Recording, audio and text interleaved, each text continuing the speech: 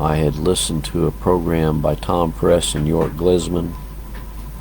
They had a program called The Hour of Truth, and through some events I met Walt Stickel, and Walt Stickel has a website entitled granddesignexposed.com, and I highly recommend that you check that website out. I think you find it very informative.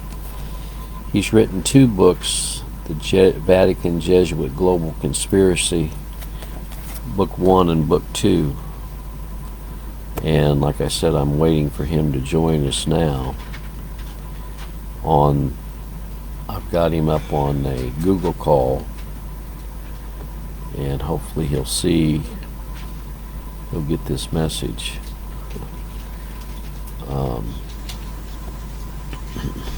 There's a lot to be said about the Counter-Reformation and the Jesuits. That was the primary purpose of forming of the Jesuits by Ignatius Loyola, was in fact the Counter-Reformation, to bring about a Counter-Reformation, to fight against the Reformers. And they've done a pretty good job over the years doing that. They have brought in many Catholic universities. I think 7 of the Supreme Court justices now are Roman Catholic that sit on the bench of the Supreme Court. And so we see that, don't we?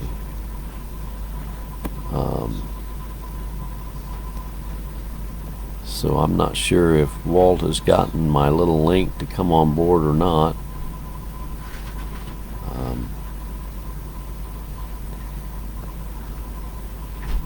We've been planning this broadcast for some time. We were actually planning on going last Friday, and it didn't happen because of the situation that I've had with my cold. I'm still have a little bit of a cold, but it's nothing like it had been. For our friends on YouTube, again, this website, I would highly encourage you to go to it, is granddesignexposed.com, and you can go to that website and you can actually download these 2 books that we're going to be talking about. If you scroll clear to the bottom of the website, you'll see that there's a link to the Vatican Jesuit Global Conspiracy books, Book 1 and Book 2, and you can download those copies free of charge for your edification. So I would encourage you to do that if you get a chance.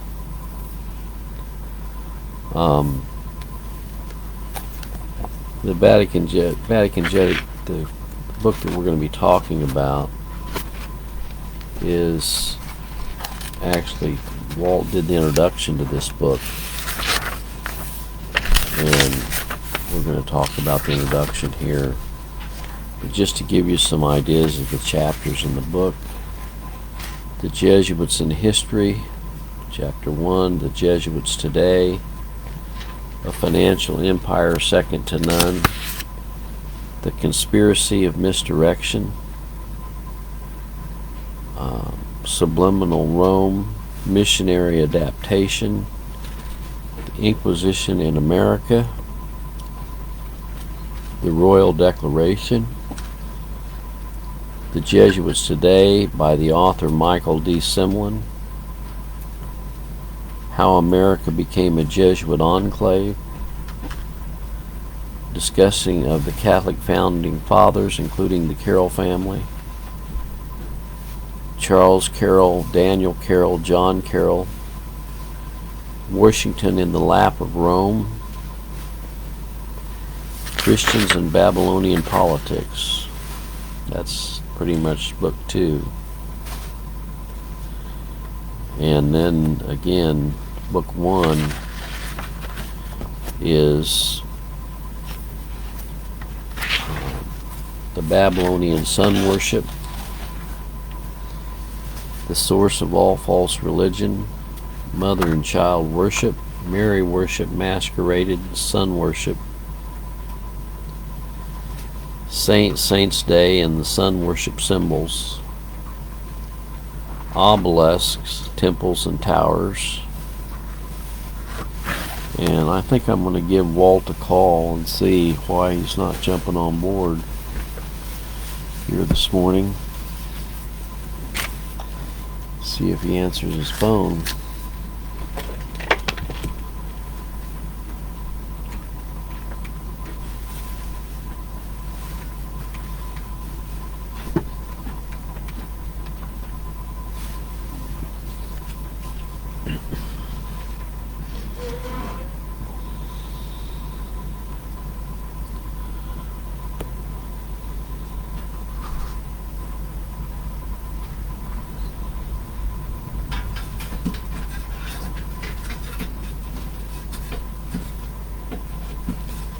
Hey Walt, I'm on air. Can you jump on the Google call?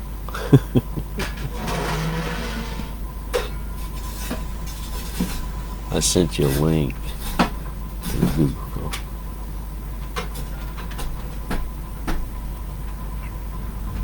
Yeah, I want you to go on the Google call because I've got it up, and I'm on live right now, on Facebook and YouTube. So.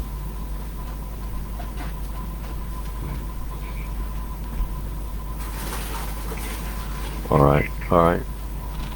Okay, I got a hold of Walt, and he's going to jump on the Google call.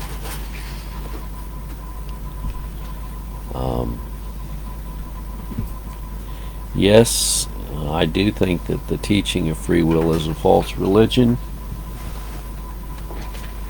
I don't believe it's biblical. That's why I've written the book, The Lies of Free Will.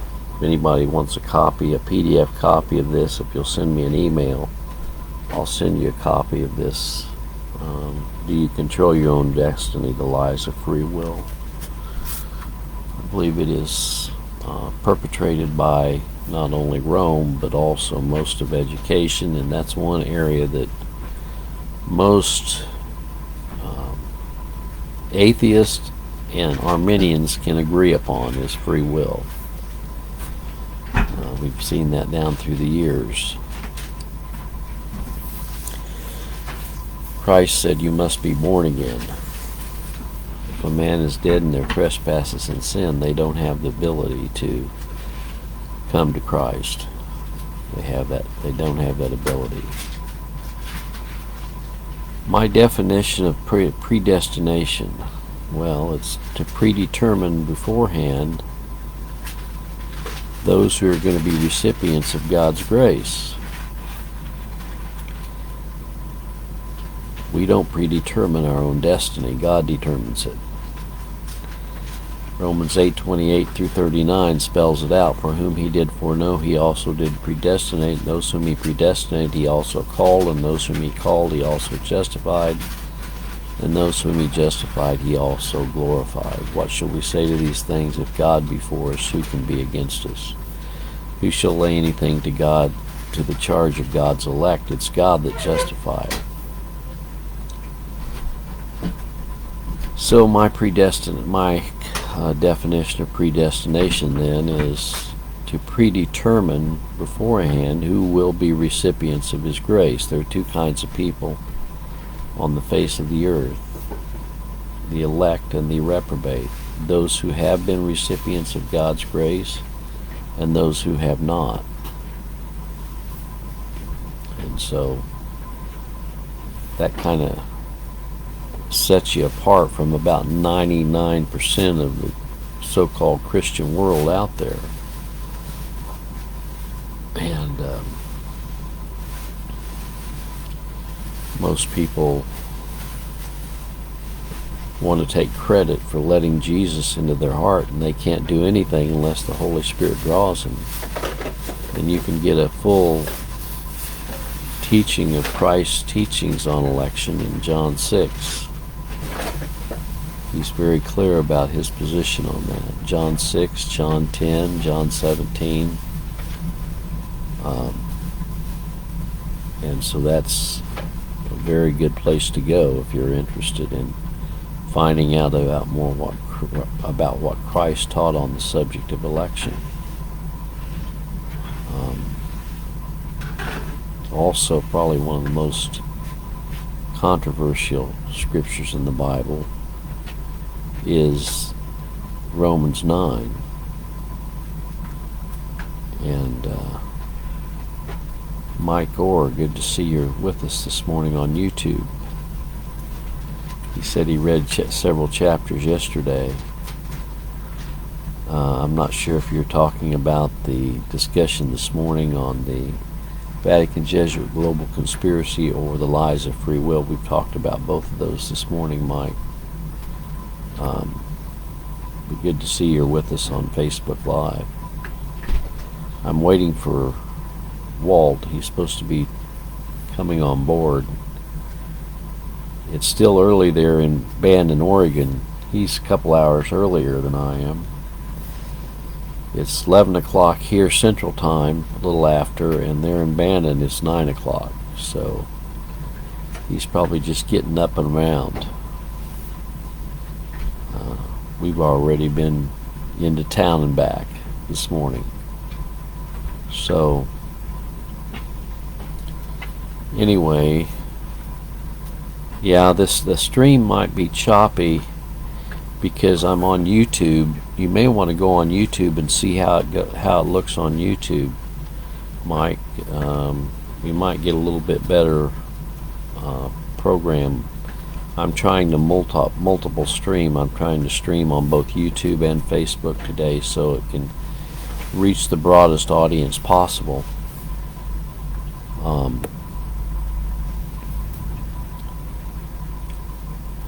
We may make this a weekly broadcast on Friday, depending on what Walt wants to do in covering these two books. GrandDesignExposed.com. Better than gold. It's good to see you. The topic this morning is the Vatican Jesuit global conspiracy. There's two books. There's book 1 and book 2, both with introductions by Walt Stickel, and you can actually download a free copy of those two books if you go to Walt Stickel's website, GrandDesignExposed.com. And if you scroll clear to the bottom of his website, you'll see links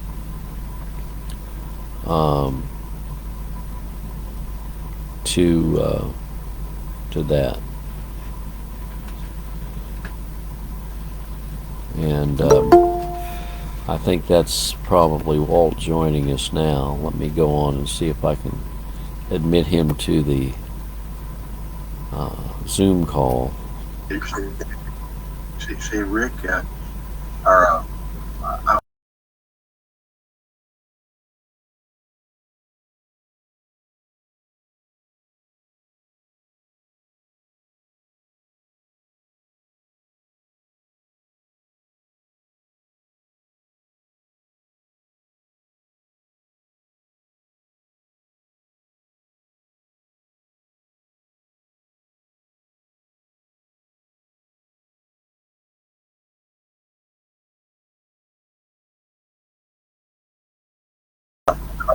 are we on air right now, then? We're on YouTube Live, and we're also on Facebook Live. We have a number of people that have joined us. I've kind of done a brief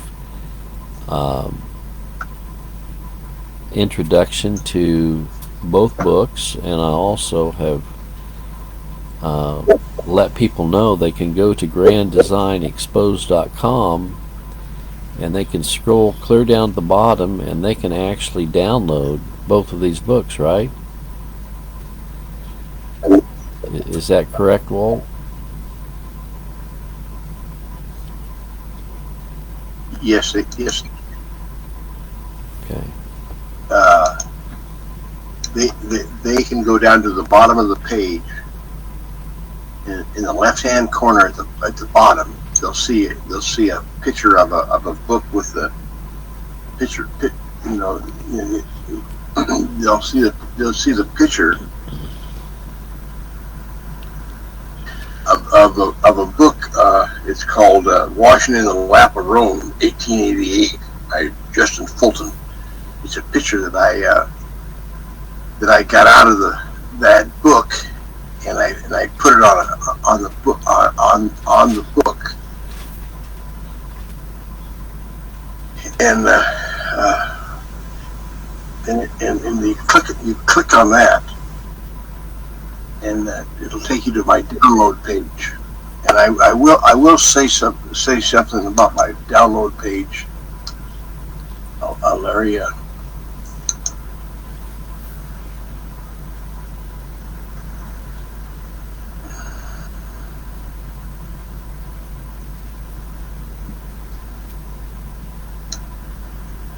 When you scroll down to the bottom, I'm scrolling right now my own page here, and you go down to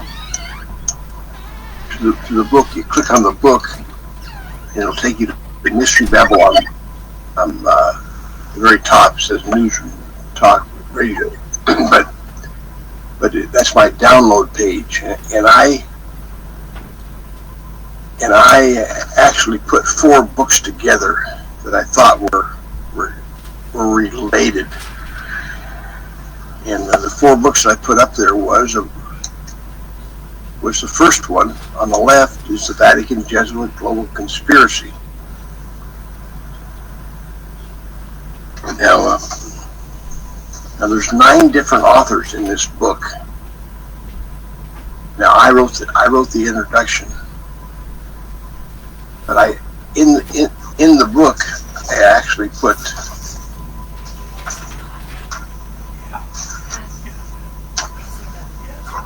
I didn't list the chapters and numbers. The first 5. The reason, you know what I was thinking, Larry. This material covers a lot of material.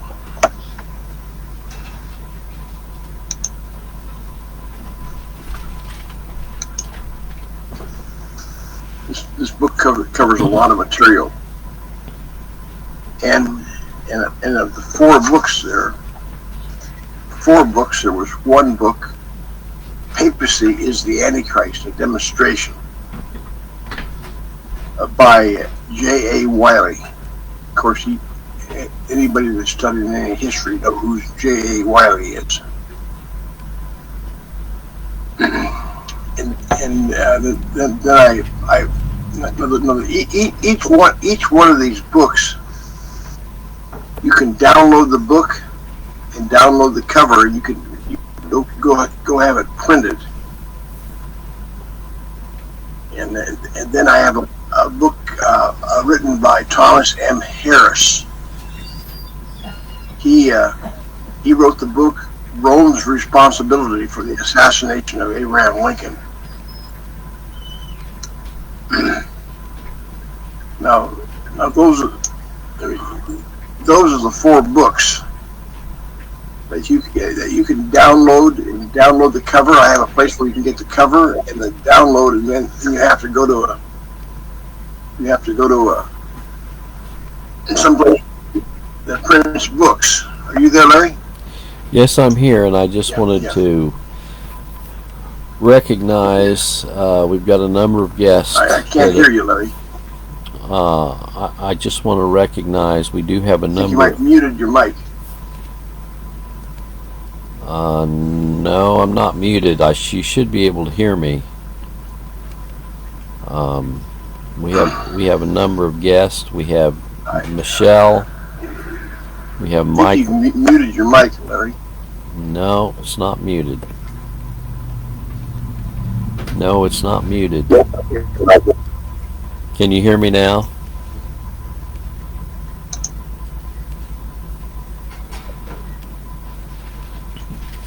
I can hear you fine, Walt, so Hopefully you can hear me.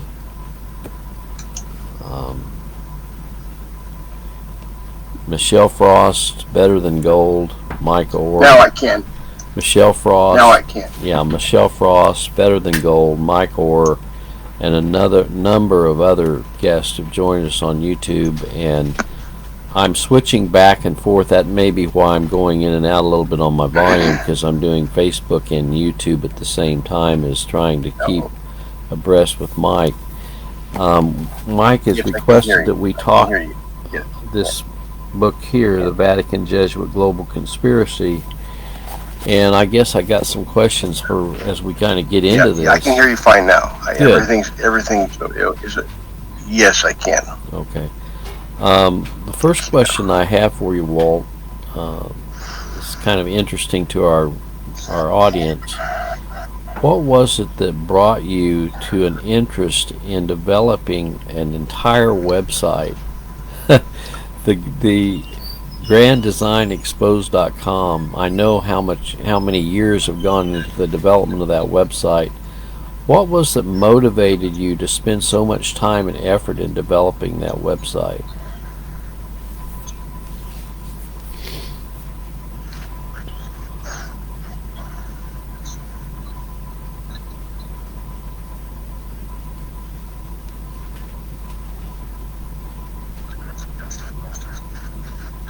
Can you hear me, Walt?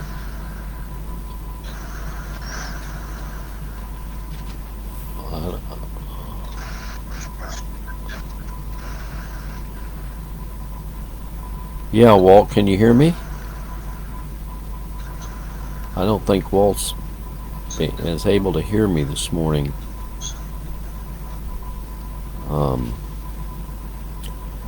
I'm going to go and I think I'm going to cut out YouTube and see if we get a better signal. Walt, can you hear me? I'm going to go off of YouTube. Okay, I've gone off of YouTube. I'm going to see if this will make it easier for me to communicate with Walt now. Walt, can you? Well, I have to be honest with everybody. Yes, I can. Okay, I've gone off of YouTube and I'm just doing Facebook now because I think YouTube was causing a problem with our communication.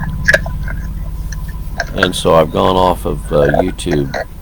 Hopefully you can hear me better now since I've gone off of YouTube. I'm just on Facebook now. The question I had is, what was it that caused you to develop... No, I can't hear you now. You cannot hear me? Can you hear me now?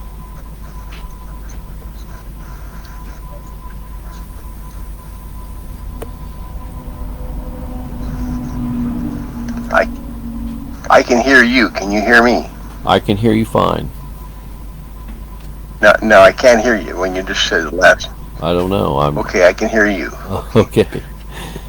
All right. I was going to have you discuss your website. What was it that brought about your interest in developing this website? I know how much work you put into GrandDesignExposed.com.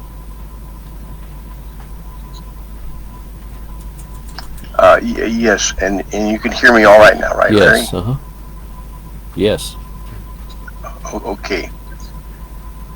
Well, that's a very broad question, but I've even had to ask that to myself. How did I get started? And to try to recap everything, I would say, first of all, I got an interest in the Protestant Reformation. The Protestant Reformation brought on a big change in history, tremendous. And one of the biggest things that give us was the printing press that came out at about the same time. But we got the King James Bible. We got the King and it went throughout the realm, in Germany, and it's such a broad statement. But the main thing that how does it relate to America? Because America was put together with 13 colonies, and they were all English colonies, and they were all Protestant. Every single one of the colonies were Protestant. There was less than 1% of the population. There was no big population here at the time, but less than 1% of the population were Roman Catholic, and the few Catholics that were in the colonies were in Pennsylvania and New York and Maryland, because Maryland did get a charter, and there was Catholics in Maryland. But even while they were there occupying Maryland, and it was and they're the one that helped draw with the King of England. They were still not allowed to hold office, and so it put a real bind on Rome and limited its powers. Rome couldn't build couldn't say the Mass in public, and they couldn't build cathedrals. Now, one time on your broadcast, and I can refer this to the people that are listening, Larry, York Glisman, Dave Baxter, a friend of mine, and myself, we did a broadcast on the Catholic Founding Fathers. And also it's read, it's up on the internet, everything that we read, because this isn't trying to be anti this and anti that. This broadcast was written out of a book by a Carroll, Carter Carroll. I think it's Carter Carroll. It's you can put in the Google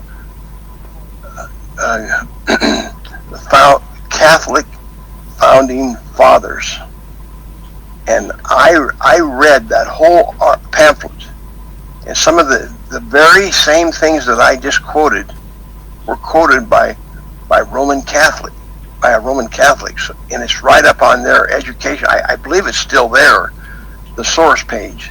I mean, but I typed it into the computer, and I put it on my website, and I call it the Catholic Founding Fathers, because the reason I call it the Catholic Founding Fathers is it's written by Roman Catholics. It's just a history. This is what they had. They had to. This was what they had to deal with as in Maryland. But the long story. Now, so you say, how'd you get interested in this? Well, I found it very interesting. This is probably the most interesting thing about a history that kind of intrigued me to look again and scratch a little bit. See, because England was a solid Protestant country. I mean, remember, Larry, when you read an article? It's also in this. It's also in this book. It's in this book here too, the Royal Declaration. What the king or queen had to recite before they took office was the Royal Declaration. And all I'm trying to make a fact here is that England was a solid Protestant nation. See, there's two parts of Protestantism. You know, the scripture, and politics. See, and so that was one of the things that got me interested, because and how did England become a Catholic nation? Well, it's very interesting. It's back in the 1500s, about the mid 1500s. Henry VIII was married to a Catholic queen. Her name was Catherine, and she couldn't produce. She couldn't produce a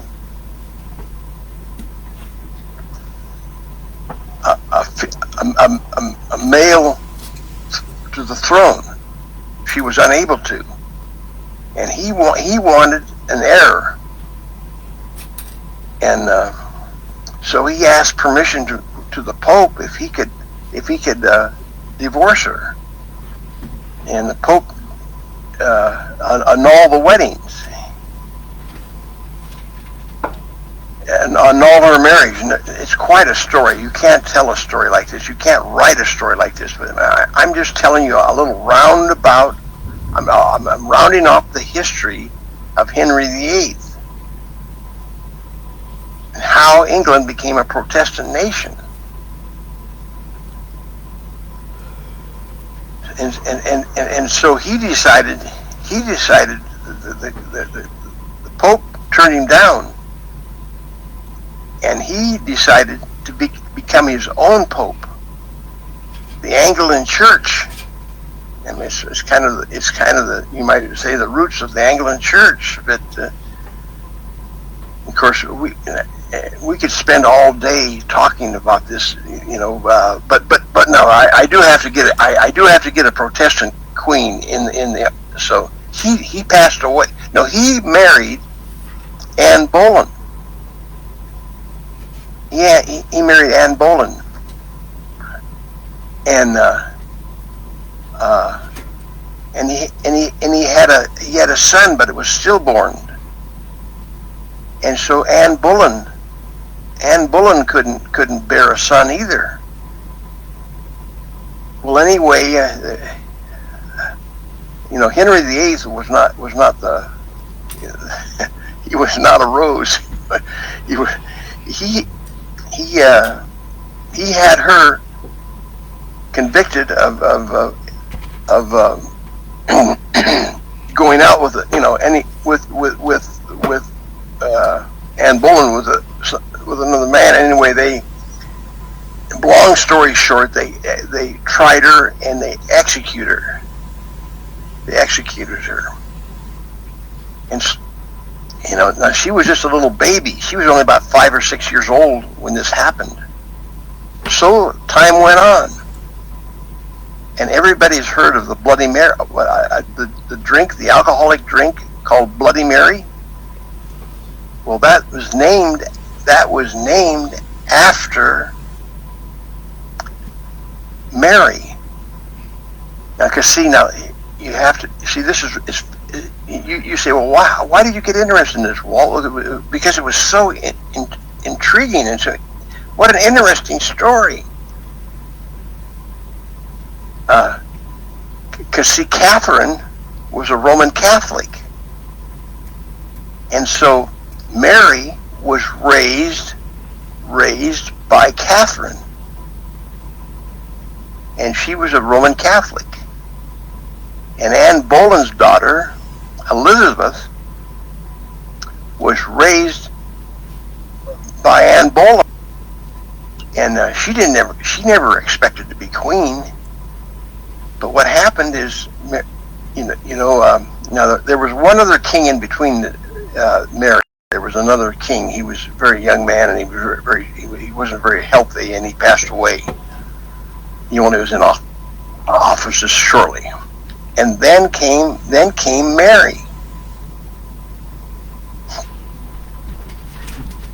Yeah, and Mary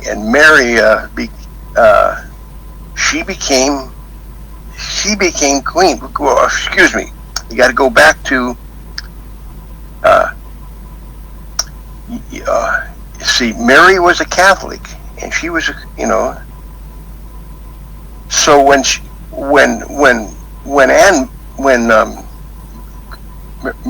Mary got into office, she started burning some people at the stake because they were trying to stamp out and hold down Protestantism. Because you see, what I'm talking about here now is really it's never talked about, and Walt's not the best one to tell you the story. I'm not the what you call the historian, but I found it was very, very, very interesting. Okay, now she is only queen for about 5 years, and Elizabeth, she was held back. She was held back and protected. See, and like I said, she burnt quite a few what they call heretics to the stake. Mary did. Well, Mary got sick. She got cancer, and she died in about 5 years. She died. She only reigned for about 5 years, and when she passed away, Elizabeth took the throne, and she was queen for over 60 years, all the way to King James the First,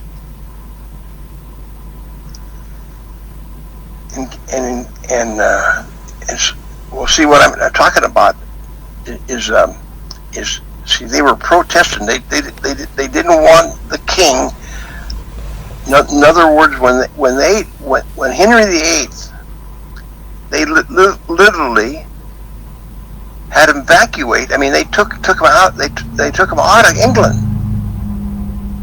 and England became very wealthy too. See, because they didn't have to give it all to the king. See, we're just talking, and then we had King James the First, who was named after the Bible, the King James the First, the King James Version. That's where the King James mother. Now, this is so intriguing and so interesting. This is a true story. Now, his mother was Mary, Queen of Scots. And they tried her for espionage when she was in exile, and they tried her for trying to kill the king, kill the Queen Elizabeth, but they were unsuccessful. And so.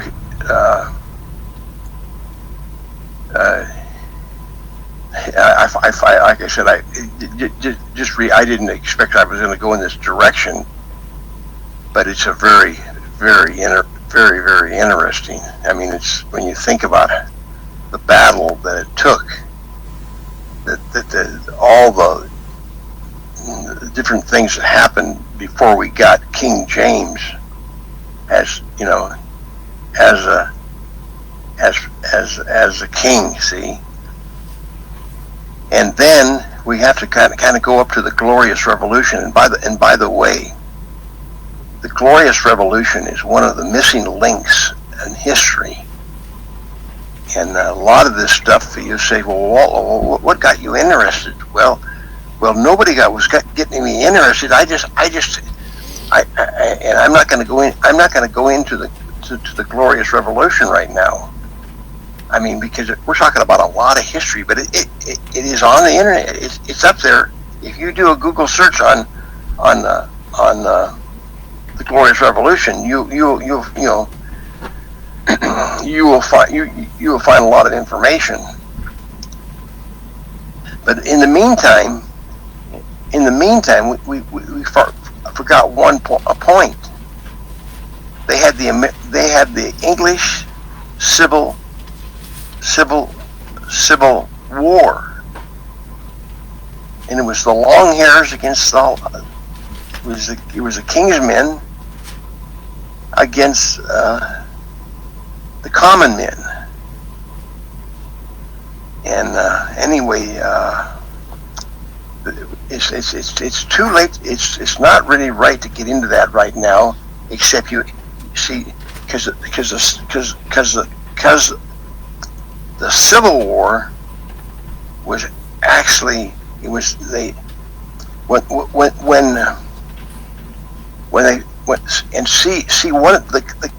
the king that was against with the king's men, he was a Roman Catholic. Why? His dad was King James the First. His dad was the King James the First, and he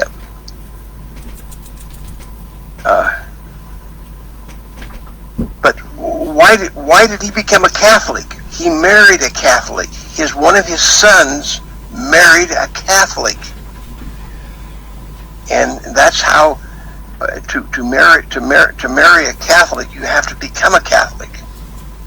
I've actually went to weddings. I went to a wedding one time where one of my young paper boys grew up and got married, and he married a Catholic. Well, is this customary? It's customary. See, I don't want to present this with any kind of resentment. I want to present this with history, not to try to be one side, this side, or that side. Or it's just to explain how Romanism, the Roman Catholic Church, is the Roman Catholic Church. It's the Roman Catholic Church. And so they had a war, civil war, and the English. I can't think of that. Right, I can't think of the fellow that led them. Do you know Larry? No, you I know don't. This? No. Excuse me. His name was. I forget his name now. I forget his name. Anyway, the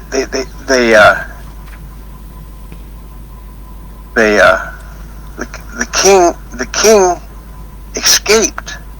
The one that lost the Civil War. The one that lost the Civil War. He escaped. And so they amassed their armies again, and they started going at it again. This time,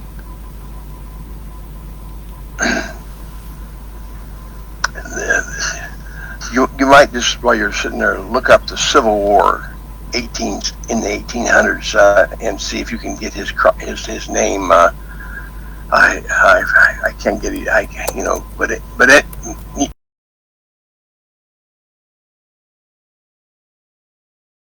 Okay.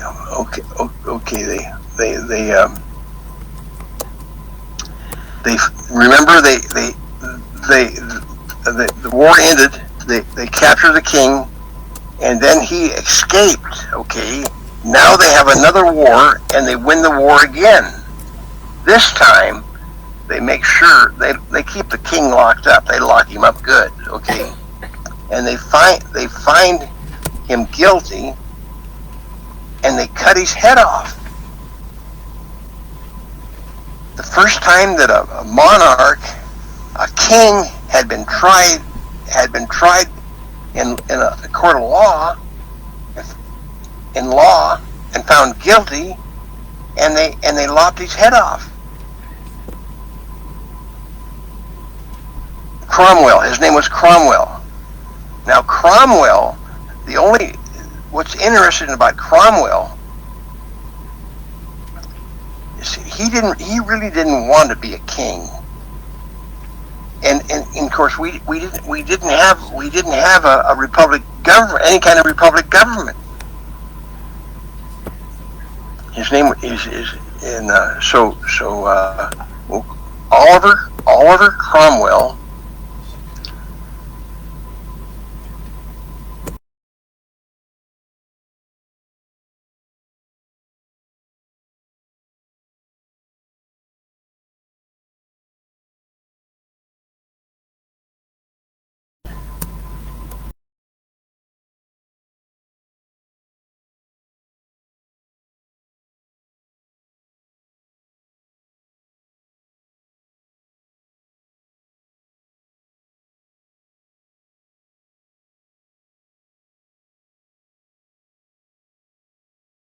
Our history has been watered down. But anyway, they found Cromwell. They buried him. But when the Catholics got back into office, when they dug him up and chopped his head off. But like this one writer says, the difference between cutting the head off of the king and Cromwell was dead, but they cut the king's head off.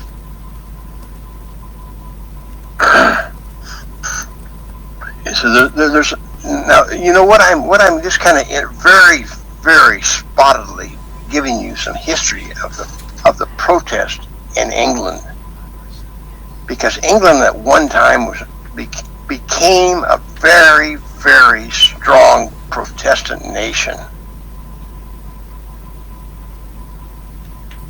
And by the way, I'm just going to throw this in right now. The reason why we had World War II, and one of the reasons World War II and World War I, the Jesuits loved to do this.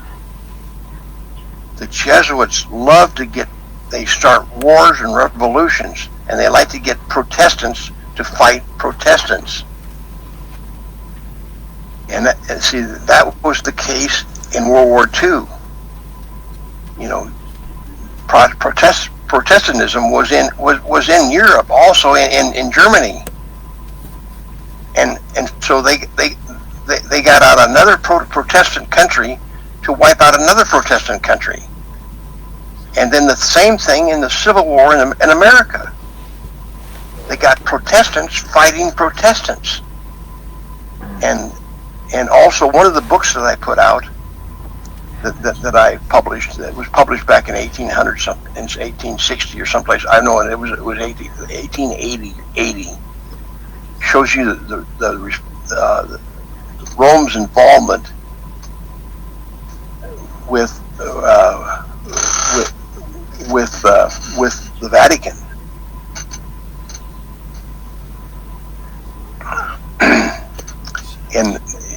And now we're coming up in the mid 1600s, and now we get the King James Bible.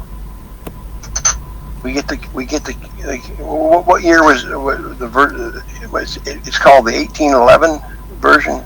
1611. 1611. See, 1611 was at the start of King James I's reign. This is before the Civil War. This is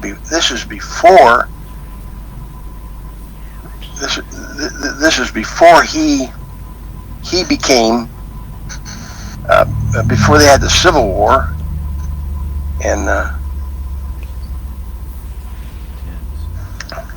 because see this history that I'm trying to just marginalize a little bit, but everything that I'm saying is not Walt's opinion, and what I have said, I'm not saying it with you might say bigotry. I'm trying to tell some real history.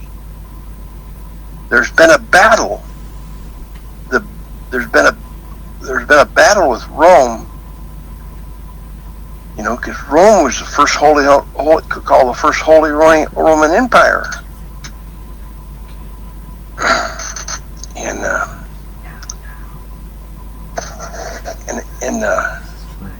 it's what is so interesting is when you really look at real history, you don't look at it. Well,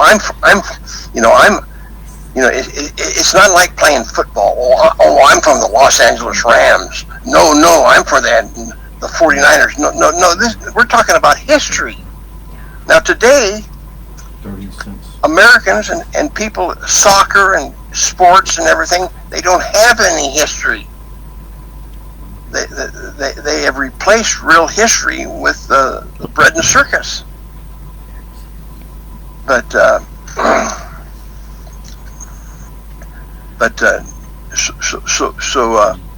so this book here, that's book 2. I have book 1 and book 2. Now it is what I just did here in short is try to give you some of the history roots of England. Because see, at one time,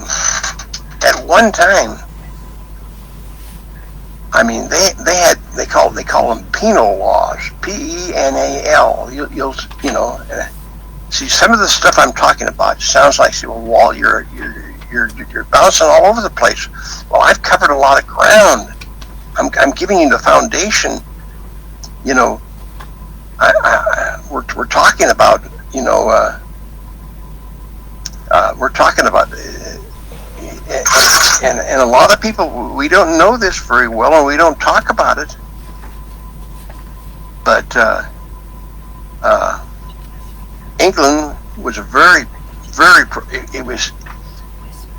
They even like transubstantiation. That was actually outlawed legally at one time. One of the sacraments of transubstantiation. I mean, because they called, and remember, Larry, I've had you read it on 2 different occasions. Remember the royal declaration you read?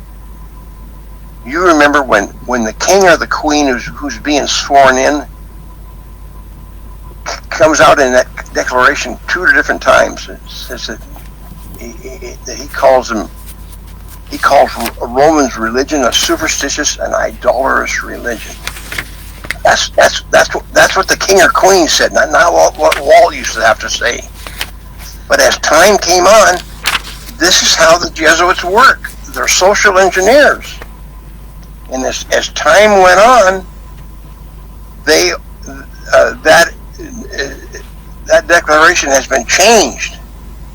And today, at one time, give you an example, the prime minister in modern day, who is that fellow? Blair. His name was Blair, Tony Blair.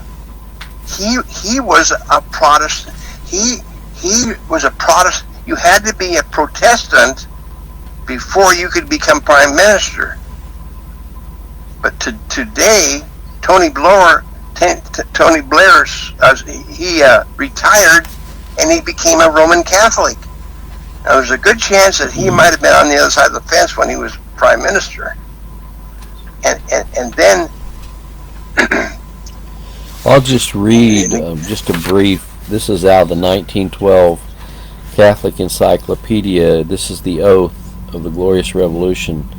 I, by the grace of God, King or Queen of England, Scotland, and Ireland, defender of the faith, do solemnly and sincerely in the presence of God profess, testify, and declare that I do believe that in the sacrament of the Lord's Supper there is not any transubstantiation of the elements of the bread and wine in the body and blood of Christ, at or after the consecration thereof by any person whatsoever, and that the invocation or adoration of the Virgin Mary or any other saint, and the sacrifice of the Mass, as they are now used in the Church of Rome, are superstitious and idolatrous. That's right. I mean, England was solidly Protestant, solidly. And so this is not, this is another whole. I mean, I don't want to dive in and dive out here because, in other words, I don't want to talk like I'm a I'm a Los Angeles Rams fan. No, I'm a 49ers fan. No, I'm not. I'm not a fan. I'm trying to tell you just a little bit of the history that I know, and not that I know it all. But I'll tell you, I know with the day, in the day and the age of the internet, you can find this history. So you can find this history, and now Queen Elizabeth II, because we just talked about Elizabeth I. See, and by the way, if you go up on my site, if you go up on my website, there's a lot of I got a lot of history. Like I have a little. See, my book, the book that I put together is actually a study book. Really, it's an accumulation of 9 different authors. See, all these 9 different authors are all telling the same story, and they never met any. They're telling some real history. See, like J.A. Wiley. J.A. Wiley, he wrote the book on Protestantism. I forget it. I think it's 4 or 5 volumes on the history of Protestantism. It's not a read you're going to do this afternoon. It's kind of a lifetime study. You see, and and what I want to do is you could now buy the truth and sell it not. Now you don't have to buy this. Okay, I just got a feedback there, Larry. But anyway, you don't have to buy the book. You can go up to my website page and get this, and you have to read it in a PDF file. But if you really want to absorb something, I mean, I like to have a book in my hand, and this is book 2, and this is book 2, and this is book 2. No, this is book 1. Excuse me. This is book 1, and this is book 2. See. Because getting back to your question, Larry, well, how did you get interested in it? Well, I got interested in this history by a man that's passed away now. He wrote the book, The Grand Design Exposed. Because see, right in Roman Catholic writings and stuff, they come right out and say that they're going to make America Catholic. And like I said, I'm not going to get into comments, but I'm just telling you what Roman Catholic documents have said, different articles, and that was John Daniels and Grand Design Exposed. Grand Design Exposed is the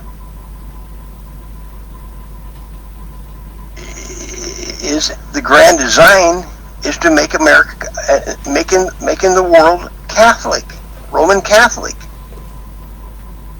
Now, I'm not saying, see, that's not, see, when you get into jabbing people and start, I mean, you get into a little bit of emotion. I don't care who you are. Well, I'm not jabbing anybody.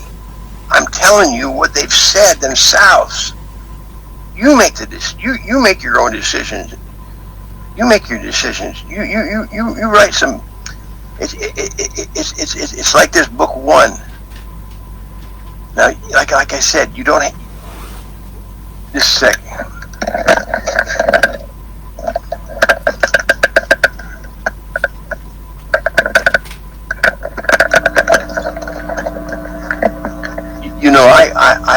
I kind of rolled around this morning. And I'm going to be honest with everybody.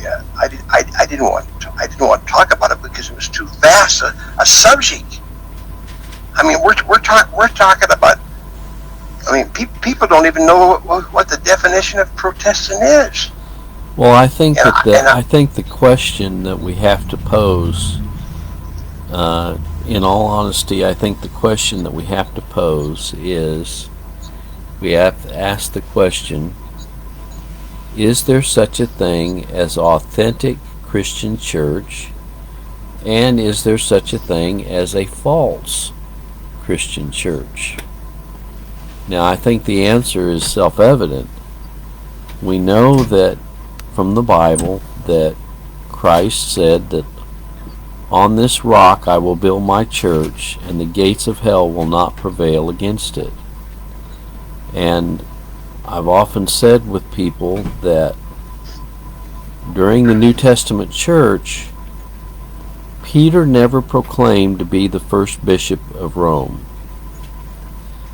Yet, the Roman Catholic Church, in their history, that's the way they started their church, with the presupposition that Peter was the first pope. Peter never proclaimed to be the first pope. So we have to ask ourselves the question, is the Roman Catholic Church today the true church of the living God or not? We have to ask ourselves that question.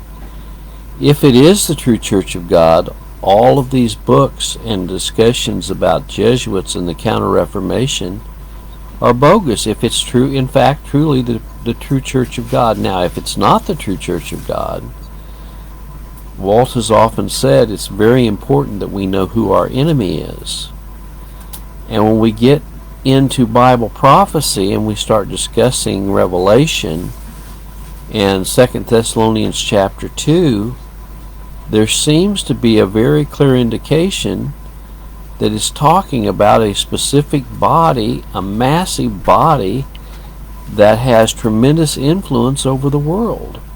And that body is the Roman Catholic Church. And so we need to draw a distinction between what is true and what is not true, what is false and what is evil. And that's, I think, what we're trying to accomplish. And we can do that through history.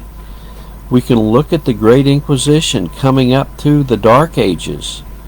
Before the Reformers came on the scene, millions and millions of people were tortured and maimed by this body of this church.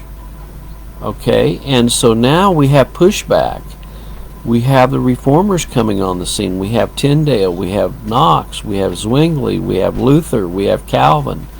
And they're all saying the same thing. They're saying that the Pope is Antichrist. That's what they said. He's Antichrist. He's against Christ. And so the question we're asking this morning in these books, both of these books very clearly dispel the notion that the Roman Catholic Church is in fact a true church. Because many things that are taught in the Roman Catholic Church are not in the Bible. Purgatory is not taught in the Bible. Okay? The transubstantiation is not taught in the Bible. If Christ had expected them to be cannibals, he would have offered his literal body to them at the Passover. He would have offered his literal blood to them. It was symbolic. Okay. Necromancy is not in the Bible. Praying to dead saints. Praying to... Mary was not immaculately conceived. She was born and conceived in sin like everyone else. She said she prayed to her Savior. She recognized her own sinnership. And so there's many doctrines that are taught in this false church that are totally unbiblical. There's no proof in the Bible that there is any mediator except for Christ Jesus. He said, I am the way, the truth, and the life. No man comes to the Father but by me, not through the Pope. And so the mediatorship of Christ is taken into question here when the Roman Catholic Church in their history proclaims that their Pope is infallible and that you have to go through the church to get absolution from sins. So that's just a few points that I want to point out here that are pointed out in these books. Not only the idolatry, graven images, the absolute corruption, the homosexuality amongst their priesthood. They forbid their priests to marry. So many things in the Catholic Church absolutely prove that it is not the Church of the living God, you know. Well, and one thing too, I'm thankful that, you know, I mean, I really don't know how to person. This is quite a big subject, and I'll say to, you know, what is the biggest entity in the world? See, what is the biggest organization?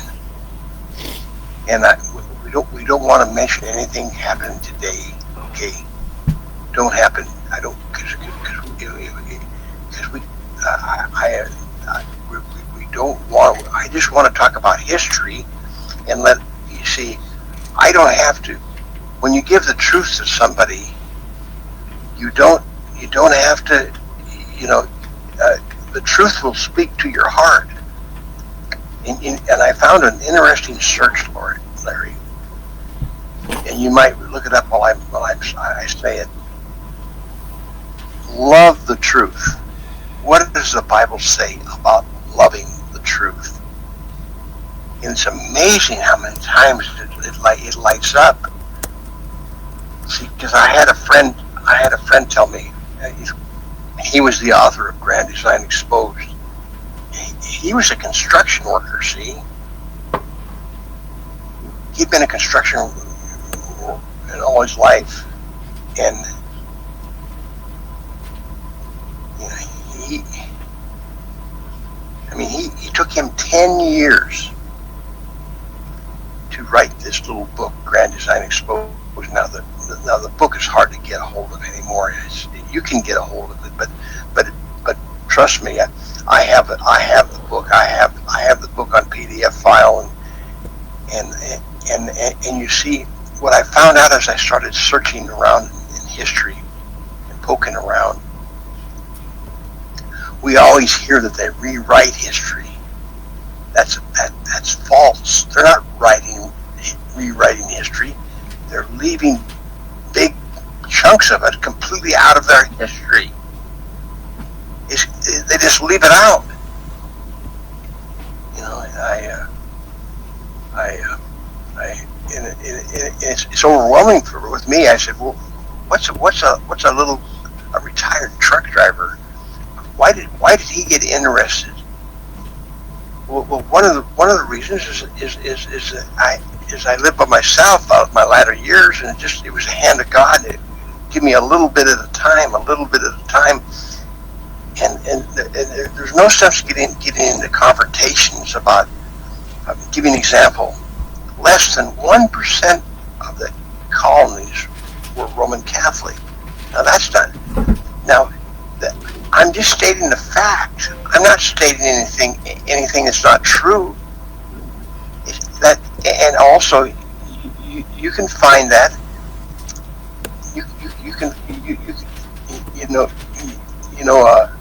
Like on my webpage, I have a button. I have these little blue buttons over to the left. If you go down to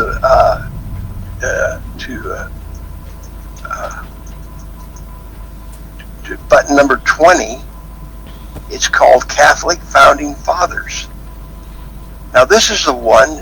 And by the way, if you go down to button 20 and click on it, you'll be able to listen to Larry when he had us on his broadcast. York Lisbon,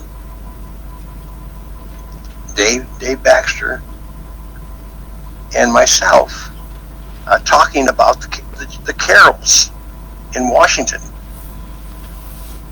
But I would rather refer you to Charles Carroll Carter, because Charles Carroll Carter, I would rather refer you right to a Catholic educational site, because I don't want you thinking that I'm doctoring numbers or I'm trying to put something down. I'm trying to give you the facts and let you make your decisions. hand of God, you know. And I'm gonna read a paragraph. This. He says George Washington, Thomas Jefferson, John Adams, James Madison, Patrick Henry, Benjamin Franklin. Nearly every school child recognizes them as the founding fathers, signers of the Declaration of Independence, framers of the Constitution, heroes of the Revolutionary War. Now, I'm writing this from a Catholic educational site. And I'm going to read one more paragraph. This is what the author says. There were a great many founding fathers. However, even if their names are not so familiar as the above, several of these lesser known men who played key roles in the creation of the United States of America were Catholics. Chief among them were 3 members of the Carroll family of Maryland.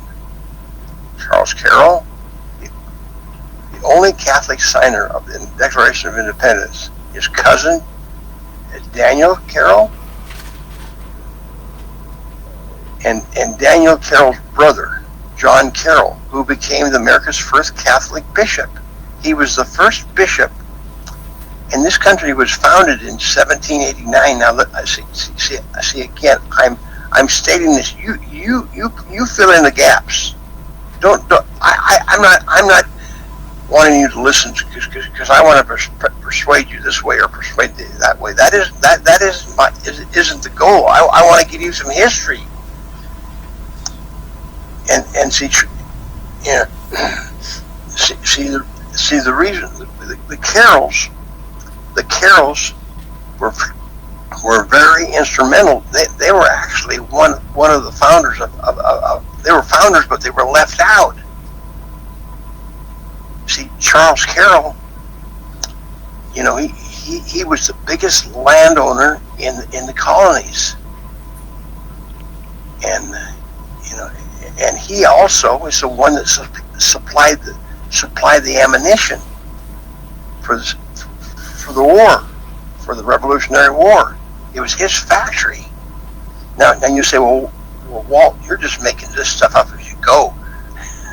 I can't make it up. Trust me. Go up to my webpage and start poking around. You will see nothing but some historical facts. And you see. I'm going to say something here that's going to but I'm going to say it really softly. But I'm going to say it very truthfully, very, very, very truthfully.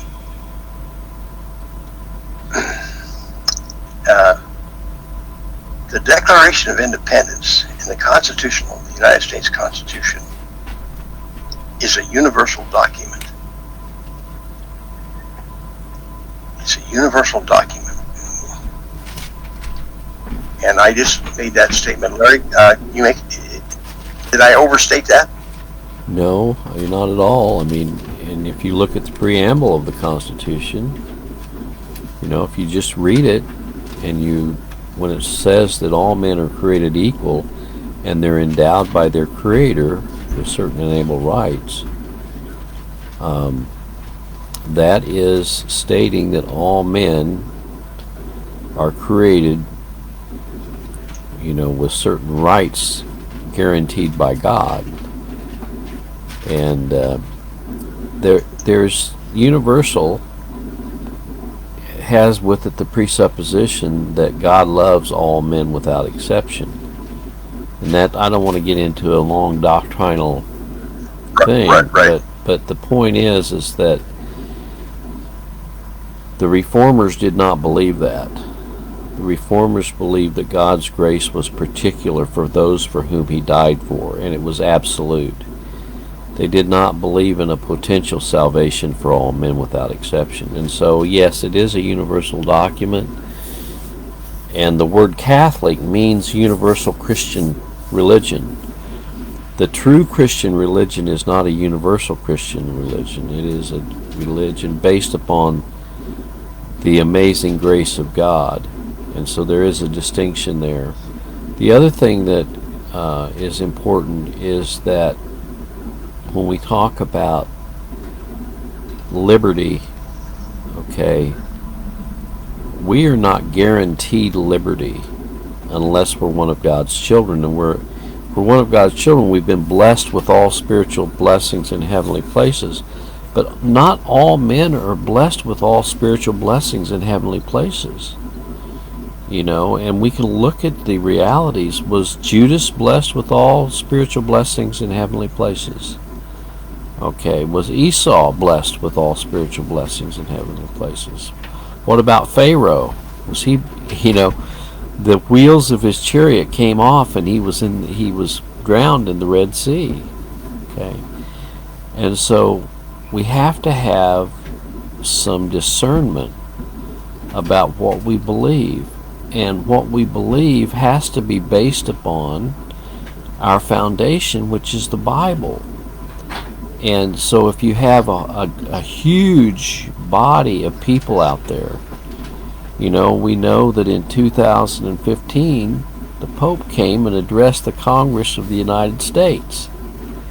And yet we say that the United States has separation of church and state. Where's the separation of church and state when you have the Pope coming and addressing the Congress of the United States? I just asked that question. Where's the separation of church and state in that? Okay. I know a fellow has said to me, also a fellow said to me, he said, how can there be separation of church and state when there's an obelisk in the middle looking out at the Oval Office?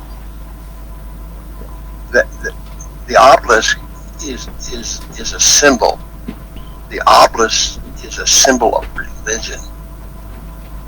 And when I was, 20 years old, I remember going to Washington, D.C. when I was in the military. And I took a picture of that obelisk from every angle I could take. I had a little Brownie 127. And also, when you look at book one, and by the way, again, you don't have to buy the book. You can go right to the internet, and you can download the PDF file that you can go have it printed out too. But if you want a shiny copy, where you can put it in your hand, because let me show you what chapter 5 is about.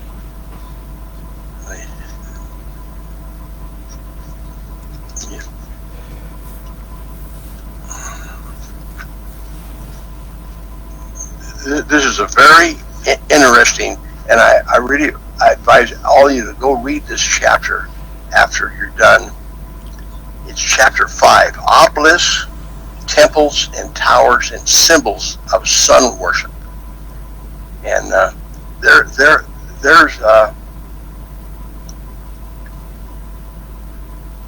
the Washington Monument and the Cleopatra obelisk. The Cleopatra one, it's the Cleopatra's Needle, Central Park, New York. I even had a book. I even got rid of this book because it's a nasty book. I mean, I don't want to read that stuff. But in the late 1800s, they brought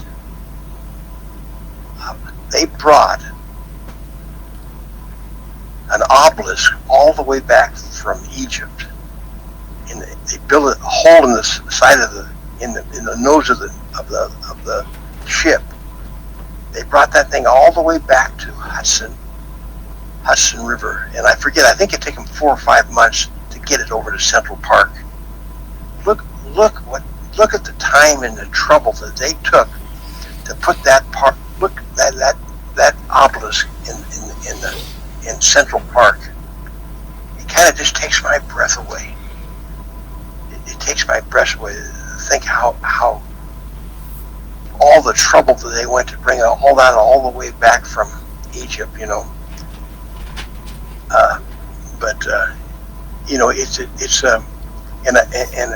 one thing I want to say, I give a lot of, there's a lot of part of me that didn't want to even share this.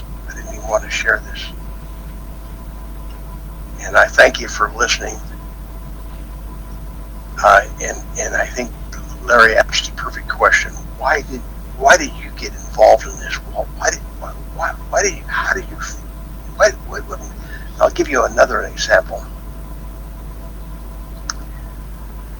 I was a truck driver for 10 years. I drove 1 million miles across the United States back and forth. And one time I was in Illinois, and I had to wait till Monday morning to pick my load up. And I found this very interesting. And why was I so? It's amazing. So I forget just exactly where I was in Illinois, but I had to go about 40 miles out of my way. So I had to ask the company if I could go to Springfield, where Lincoln is buried. And so I did. I went to his house. There there's a museum and a little house there in Springfield. And then I went from there. I took a cab over to the cemetery where he's buried. And now he is buried in the cemetery, and he's buried underneath an obelisk. And you walk in, his son is buried there too, I believe. And that's where Lincoln's buried. And then as I was leaving out of the they had a guard there. They had not a guard, but a fellow passing out leaflets and stuff and asking questions inside. And I asked this question to this fella. I said, why is Lincoln buried underneath an obelisk when he was anti-Mason? And some people right behind me started talking, yapping, and asking questions, and it got directed at me. He didn't get a chance to answer me, because also not only that, they took Lincoln. The Lincoln Memorial. The Lincoln Memorial is his hands are sitting up on top of two pillars. They're two fasci symbols. And I think this is a good time to close this, Larry, because the fasci symbol, how did I find this? Okay, so how did I find this? In the Capitol building, when you see the House Speaker and you see and you see right in behind him, it's there. You just got to go to the internet. You'll see it. There's two fasci symbols. Now, fasci symbol is the same symbol that's on the back of a Roosevelt dime. It's a bundle. It's a bundle of twigs. It's a Roman site. It's a Roman symbol of Rome. See. Now this is very, very interesting, and only by the grace of God. And by the way, this is in my book also. This is also in my book. Here, I can show it to you. I can show it to you.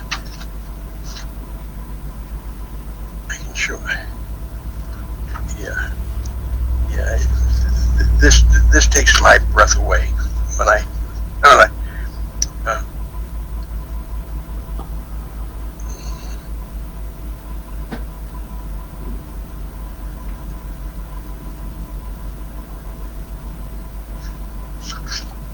It's on page 73.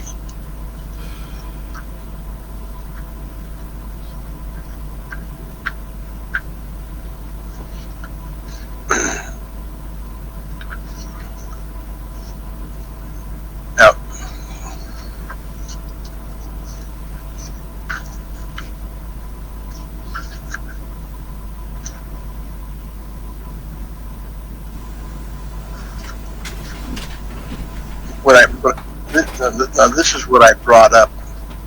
This is what I brought up.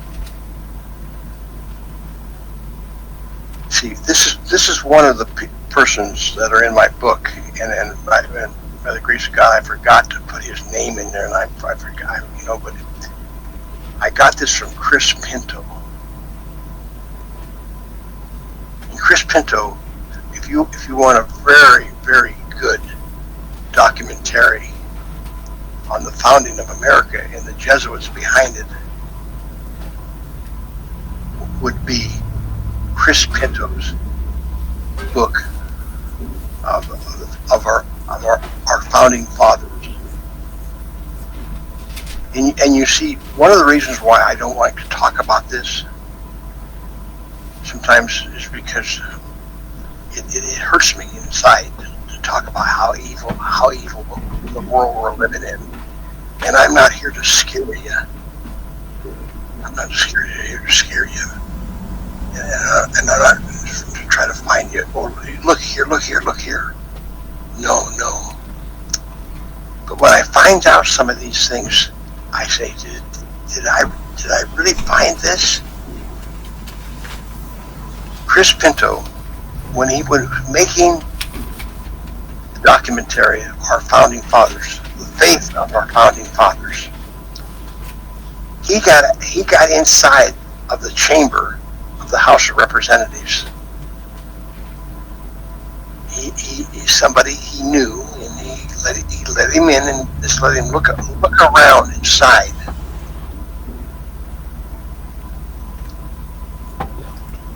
And sometimes when I say that Rome founded this country and it's a strong influence in this country, people say no.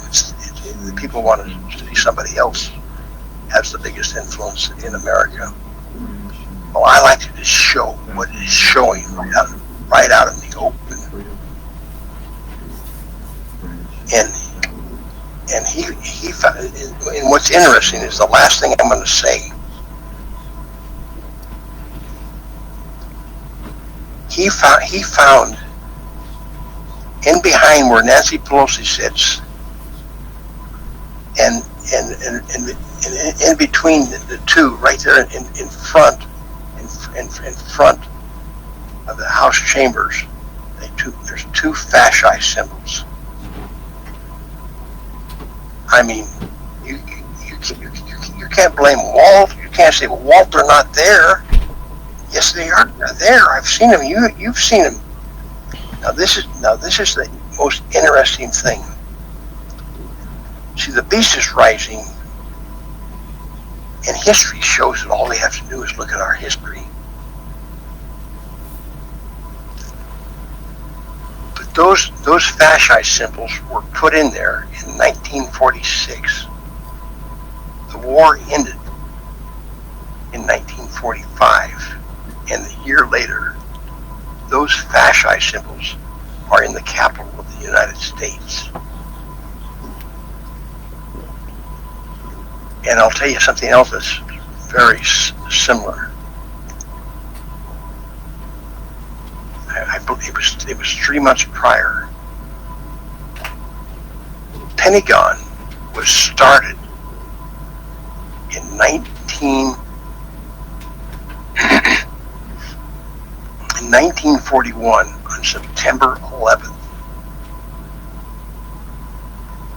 That was 3 months prior to Pearl Harbor.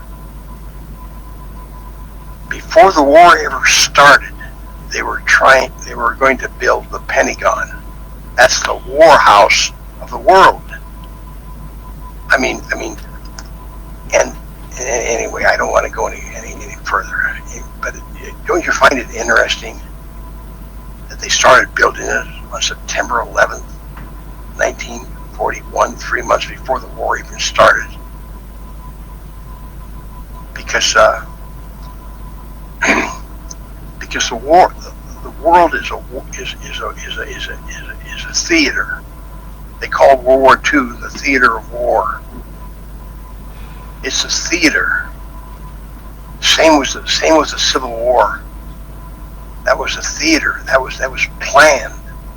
that wasn't that wasn't that wasn't like the Civil War was not northern aggression. It was beast aggression. It was beast aggression is what it was. And do you realize that more people died in the Civil War, 700,000 than any of the wars combined? We lost 400,000 in World War II. You know, the Germans lost 12 million. The whole total death of the World War II was 60 million people.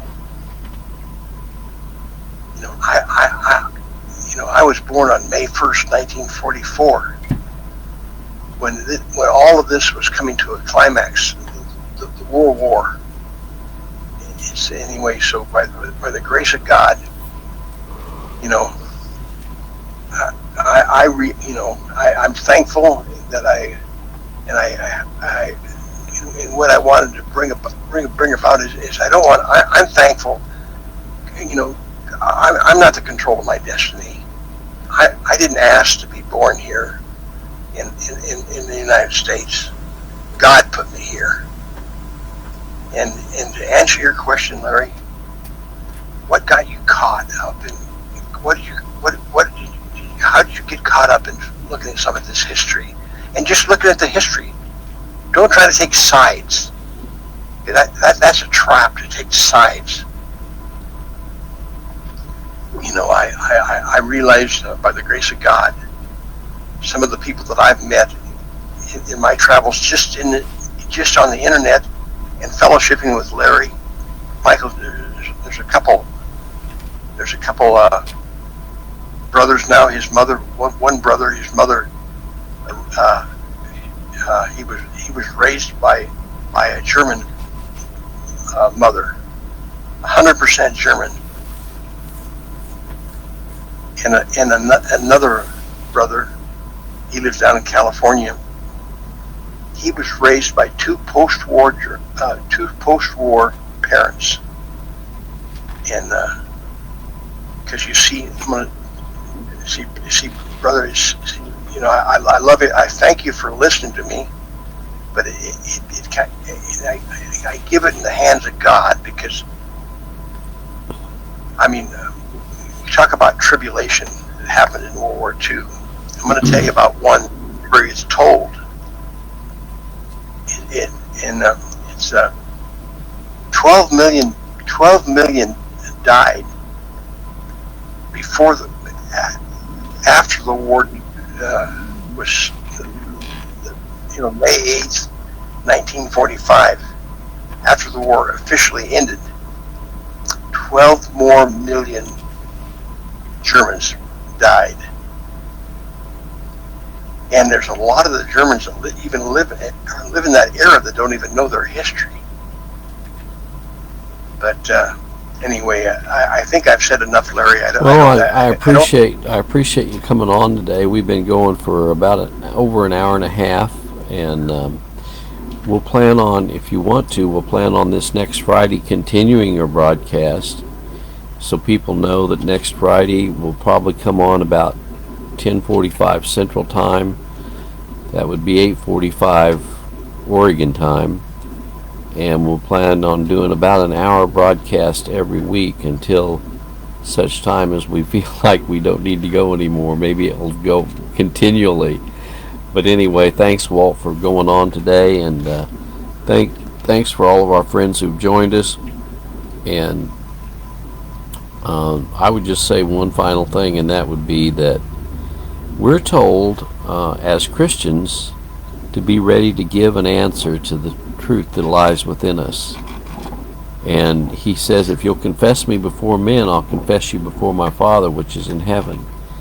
And so our goal is to confess the truth of the Bible, not, and also to expose error. So with that, I'm going to close this broadcast out, and let me go over here and save this in this now. And let's see if I can save this, download this, hopefully. Sometimes it'll let me download, sometimes it won't. See if it will today.